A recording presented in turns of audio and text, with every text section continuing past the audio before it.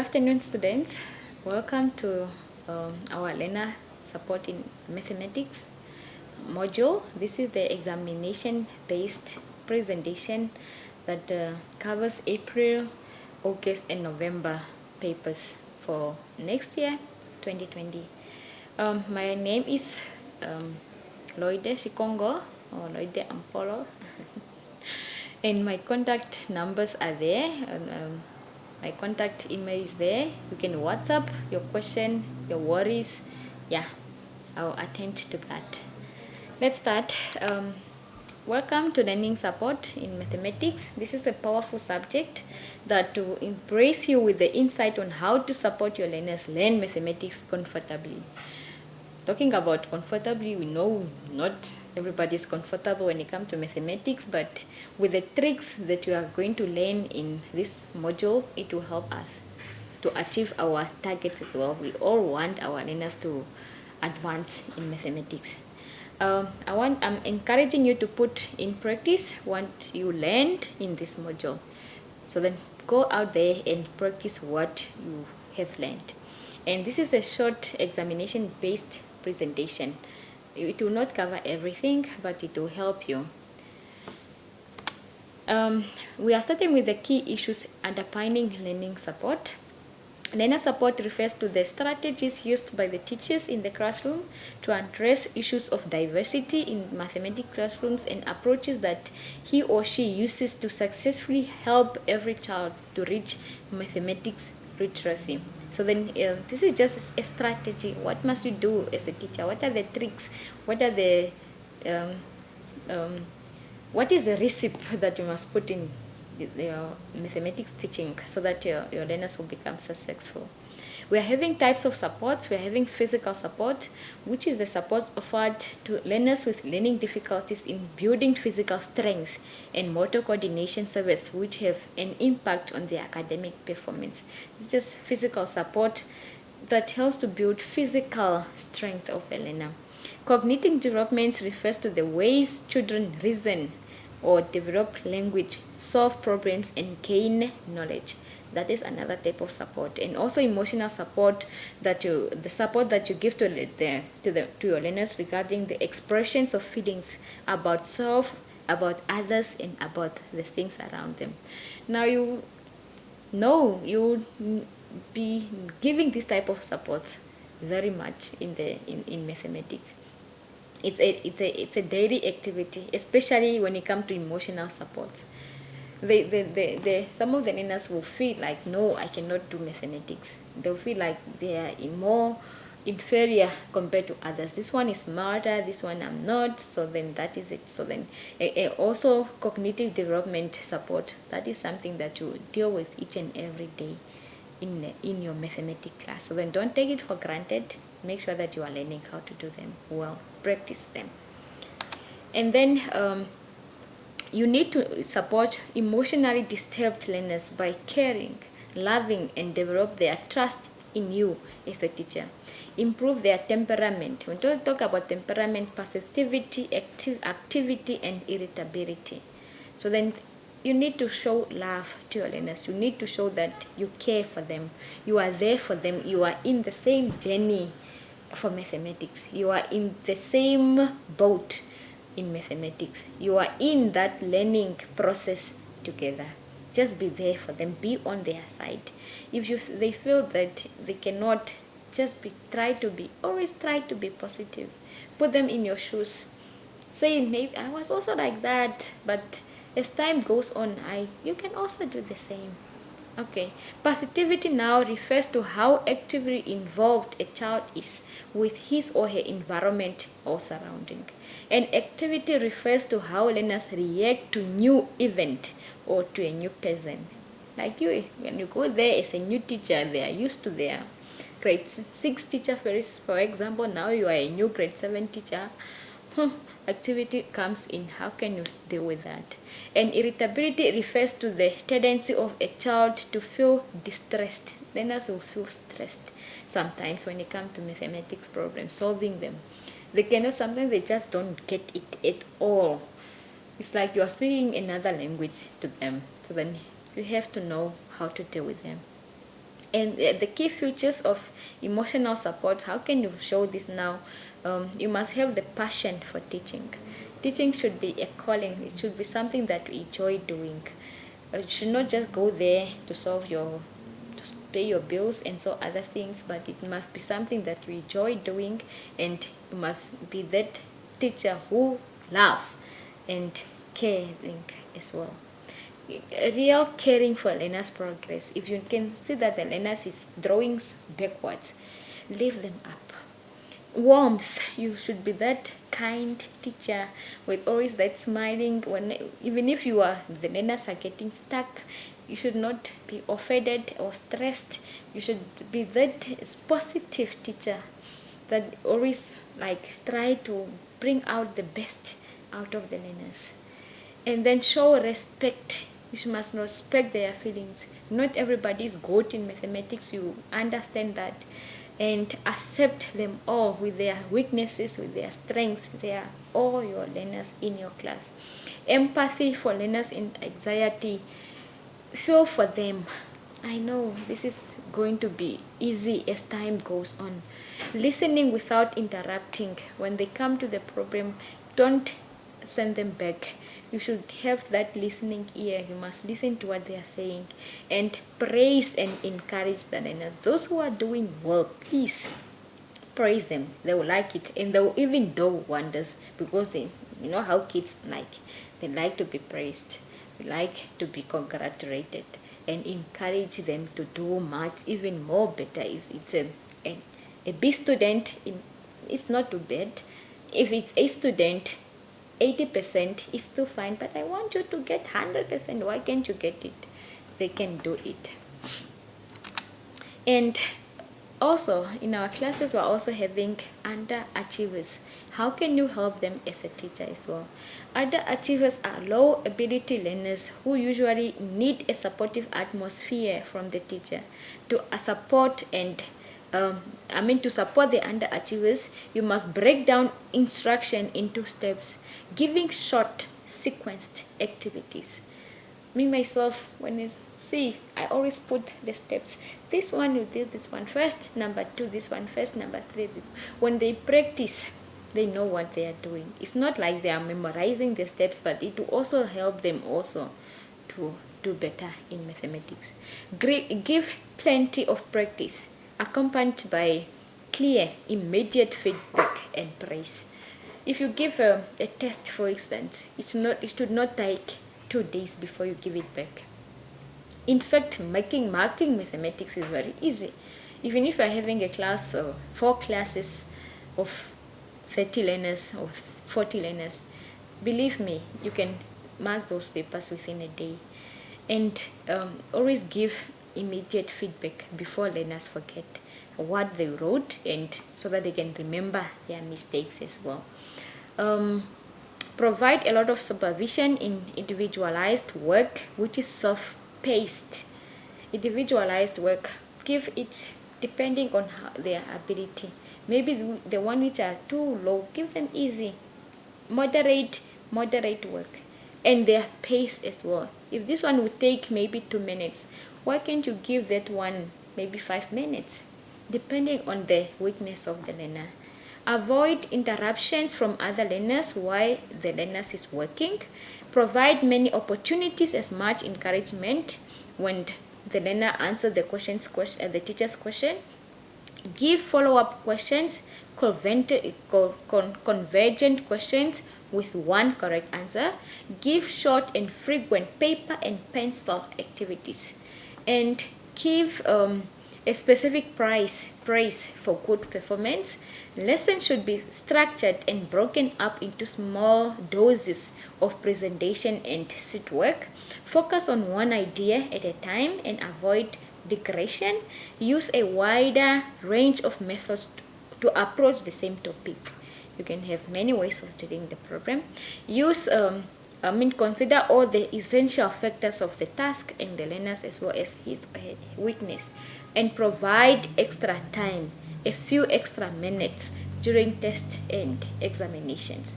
I know when it comes to extra time on national examination, it doesn't work.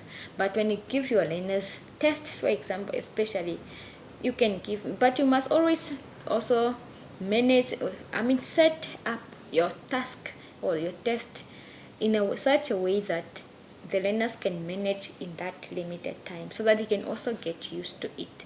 Sometimes giving extra time also damages them, but they are underachievers, they are not that good. It's not wrong, but don't get them too much comfortable that there is extra time always given if I did not finish. Okay, we can move on. What are the methods and techniques which support special needs of learning? Teaching with justification. We are having two types of understanding: relational understanding and instrumental understanding. Justification is a type of teaching that break down everything simple and with the reasons as to why things are done in mathematics. Relational understanding now imply knowing what to do and why. And this is what we are mostly lacking. We know these procedures, but as to why the denominators must be the same, we don't know. So then try to teach with a rational understanding. Informational understanding implies knowing rules without reason. For example, area of the rectangle is length times breadth. When dividing by a fraction, when dividing fractions, turn that upside down and multiply. Why do we do it? The circumference of the circle is pi times diameter. Why do we do it? So then that one is just instrumental understanding, and that is the type of teaching that we give. But it's kind of damaging as well, because learners need to know why things are done like this in mathematics. How do we justify mathematics now? When teaching concept in mathematics, it's very important to give reason of why and how we are doing things. Every result, method, and property can be justified in mathematics. And this is true for all area. This is true for all areas in mathematics. Everything in mathematics is can be justified. You can give reasons why. It's only that sometimes the process as to how the things comes at that point is quite long. If you look at this formula for calculating maybe the area of the circle, it's derived from area of the rectangle. It has to do with also the circumference of the circle. So then it's quite a process before the formula comes at that point. Okay, and then as teachers, we always just try to teach and finish off the syllabus, leaving the learners there with doubts as to why things are done like that. So then you should not be the teacher. Try to always justify and show learners how things and why they are done like that. How can a teacher use a variety of methods to support different learning abilities? Now you are there, gifted learners, moderate, and the underachievers. Which methods are you going to use? Mathematics can be taught in many ways. The teacher-centered approach, where the teacher describes how to solve problems using a few examples on the board and then setting an exercise for the pupils to do, is very boring. You can see, very boring. You cannot just go and then every time exercise one, this example, you do it like this, classwork, it becomes boring. So repeating this approach lesson by lesson is worse and discouraging and discourage the pupils. The lessons are not the same, and they can therefore not be taught the same way. The way we teach fractions should not be the way we teach algebra. The way we teach money and finance should not be the way we teach statistics. Topics are different. Bring some fun in your lesson. What are the reasons for various approaches? Teachers have an obligation to make the mathematics they teach interesting and understandable, especially to less able learners. So then that is one of the reasons. It's your task to make sure that your learners or your lesson is very interesting and also learners understand. You should not be that boring mathematics teacher. It should not be the reason why the learners do not like mathematics. Make sure that it's interesting and exciting, and learners also understand. Different learners have different abilities, background, and interest. For each pupil to experience success, varied tasks have to be chosen to meet their performance. We know we have learners from deep north. We have learners from Kavango. We have learners from Opua. Learners from where the Sun community. How can you make sure that each and every learner will get out of your lesson happy and understand the lesson? Use different methods. Different stages in the learning process require different strategies. Your introduction, how is your introduction compared to the conclusion? Or you are just the teacher who start just talking to herself or to himself without even looking at this learner sleeping or how? So then you should not be that teacher. The different stages when it's the introduction, learners must feel like isn't that a new topic. When it's come now to the content and the conclusion, those things should sound different. Then we come to the issue of the language of mathematics. Mathematics has its own language that we use for communication. Pupils need to have full understanding of the mathematics language. It has got its own vocabulary, its own notations, rules, and conventions. And if the learners do not understand what an exponent is from the start up to the end of the topic, the learners will be lost. Don't know what you're talking about. If they don't know what the discount is, if they don't know what percentages are, if they don't know what a denominator is, that learner will be lost in there. So then you have to make sure that the language that you are using is followed by examples that will clear out the doubt from the learners. How can you help your learners now learn this language? Mathematics with its convention, notations. What must you do? Learning mathematics vocabulary. If you're talking about an exponent, you must explain them and show examples. Meaning of words for things you can see. If you're talking about a root in mathematics, we cannot see it. We can only see a number, a root, for example. How can a number be a root if I'm used to a root of a plant? So then what must you do as a teacher? Meanings of the words of things you can not see and things you can see. For the things that learners are able to see, please bring them in the class. If it's a diagram that you need to draw it so that learners can see that the root I'm talking about is not for the plant, but this is the root, a square root or what types of roots, and this is how we get the roots of these numbers, for example. Give as many examples as you can, and if for the things that learners can see, bring them in the class. If they are concrete, if they can manipulate them, or let them explore as well to see if they can bring some to class. Words that have different meanings in mathematics, what must you do? A root in life science is not a root in mathematics. Now learners are learning life science or maybe agriculture, and then the teacher's explanations are different. How can you switch it? How can you dissolve that?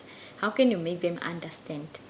Words in mathematics that have precious meaning, exact meaning. You're talking about an excess in mathematics. What are we talking about? It's something.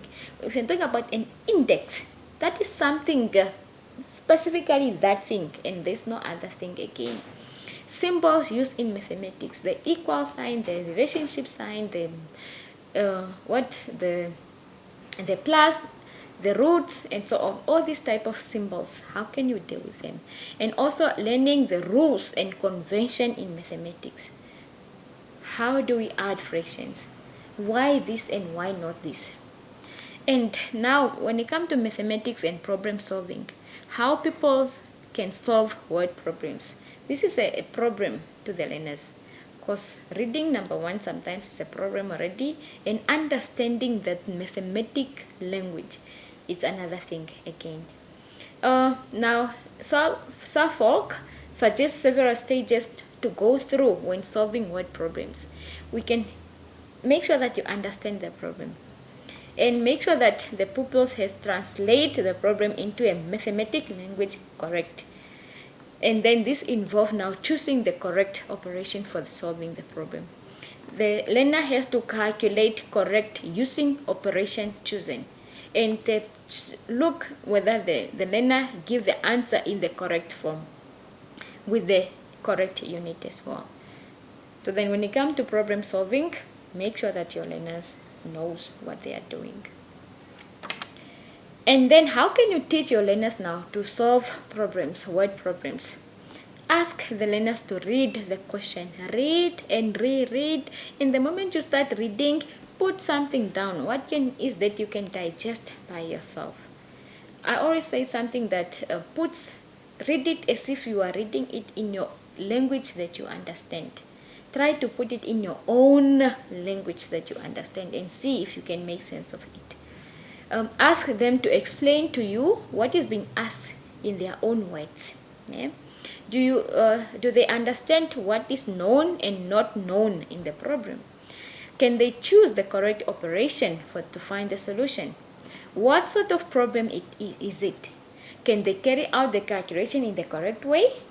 Does the answer make sense? Is it the correct? Are the units correct? And have they checked their answer to see if they are making sense?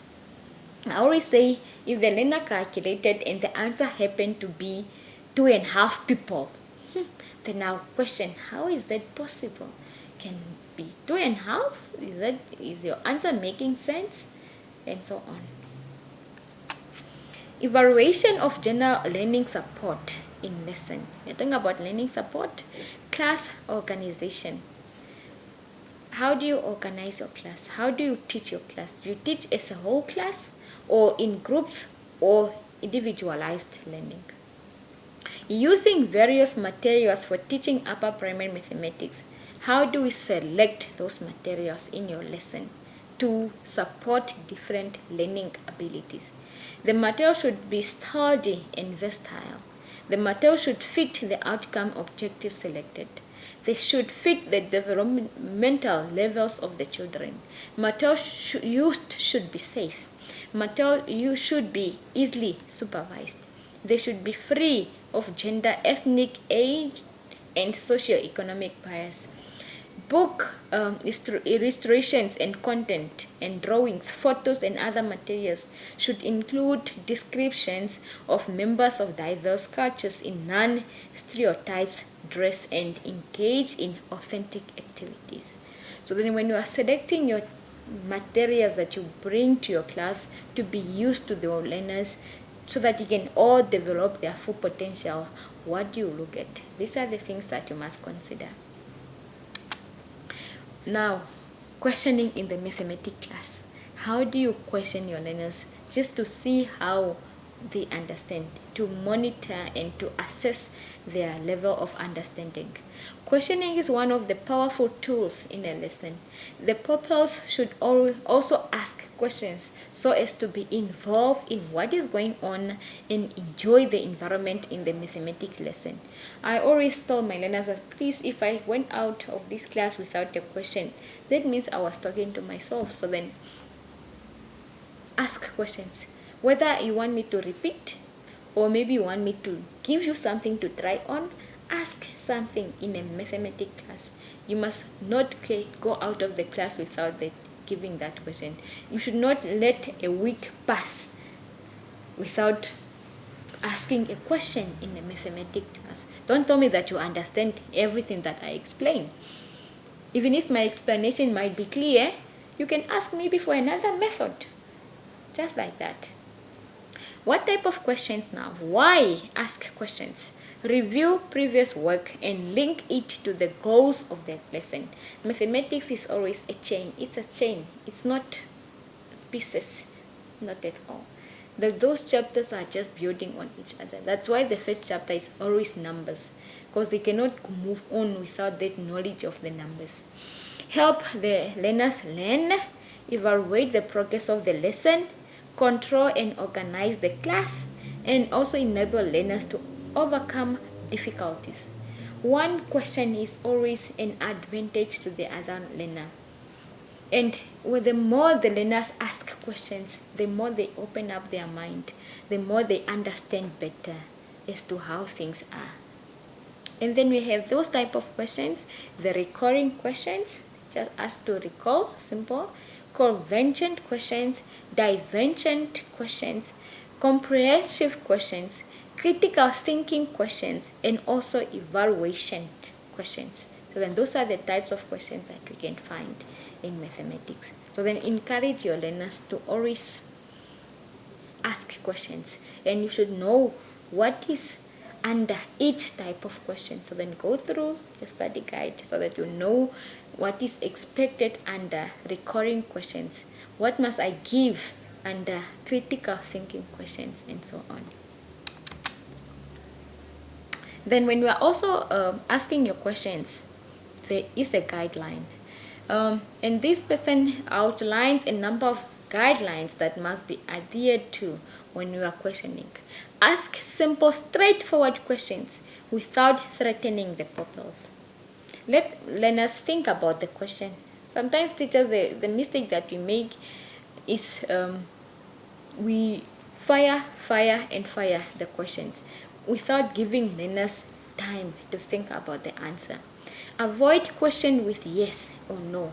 Let them explain, let them reason, let them come up with their own words. Use simple vocabulary, short sentences, slow and clear speech. Okay, so that everybody will understand. Try and be skillful when rejecting wrong answers to avoid embarrassment. Give a chance to the pupil to rethink his or her answer. Sometimes the type of answers that learners give, it can disrupt the whole lesson. Some learners might laugh at it because it's too far from reality, or maybe the person was not paying attention, that they will just give answers that are not even making sense. So then you have to be skillful. And how do you reject those answers? Don't just say no. You can keep quiet. Use a word that is encouraging and also helping your learner to participate tomorrow as well. Because some type of responses, the rejection that we give to wrong answers, it will not make that learner participate tomorrow because it was embarrassing. So then in the eyes of the other learners. So then you have to be careful as well. What type of rejection responses can you give to the learners? Accommodate and direct your questions to the whole class. Unless you want that specific learner, maybe it's always that behind person. So then you want that person to just want to check whether the person is in the class and is paying attention. Pause after asking a question for some seconds to allow time for the learners to think about the question. I mentioned that one earlier on. Then we come to assessments in mathematics. How do you assess your learners? Is your test for the gifted one different or the same as the underachiever? Assessment is a process of gathering evidence about a learner's knowledge of ability to use and disposition towards mathematics and of making inferences from the evidence of a variety of purposes. The purpose of assessment are to enhance student learning and making instructional decisions. And learners are regularly assessed through classwork, homework, test, school, and national examination. Which one do you do more frequent? Do you do classwork more frequent or homework? And then we have two categories of assessments, summative and as well as formative assessment. You must know which one is summative. What are the summative assessments? Why should we do them? And what are the formative assessments? Why do we do them? How do we do them as well? Assessment interviews are done to understand the learner's thinking. Tell me more about that. Sometimes there are learners who when they write down their answers, it will wonder there. You keep on wondering how these learners calculated this. So then you must always have time to call those type of learners and ask them. We call them now, it's an interview assessment. Ask them so that you know, you understand how they calculated their things. Tell me more about that. Can you show me another way of doing that maybe? Help me understand how you came to this answer. Why did you do this? How did you know what to do next? So then when you come to those type of questions, it will help you know that this is how the learner was thinking. And these are the misconceptions. And these are the things that a learner is doing wrong. Or this one, me as a teacher, I never knew there's another method that can get to a certain answer. Because some of the methods from the learners, they'll surprise you. They'll be correct. Even if it's not the one that we are used to, they are not methods that we know, but through assessment, interview, you understand and you also learn from them. And then what are the criteria applicable when setting mathematics task? Test should be a balance of items. There should be not too many questions on one topic. If the topic is having if the book is having 8 chapters, make sure that you balance. Not too many questions from chapter 1 and only one from chapter 8, none from chapter 5. You must balance the questions. Questions should have a range of difficulty. Use a grid to categorize them questions, and then check that the questions are the kind that the pupils are used to. The learners are used to simple questions in the class, during test. Come in the examination, the things are just of another level. You should give assessment of questions that learners they are used to, or they are in that pipeline. Check that the wordings of the question is not ambiguous. Use a clear, simple English with short sentences and simple constructions. Set a test to fit the time suitable for the learners to write. Ask questions about important things, not about unimportant things. The first question to the test should be easier ones to warm up the pupils. If you start with difficult questions, the learner's mood will already be off. The moment you read the first question, you cannot do it. You have damaged the learner already. Start from simple, medium, and then higher level thinking questions. Write a memorandum for your test before you give it to the learners.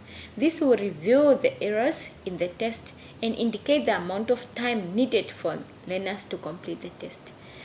When I was in training, my lecturer always told me that when you finish the memorandum within 30 minutes, give extra 30 minutes to the learner.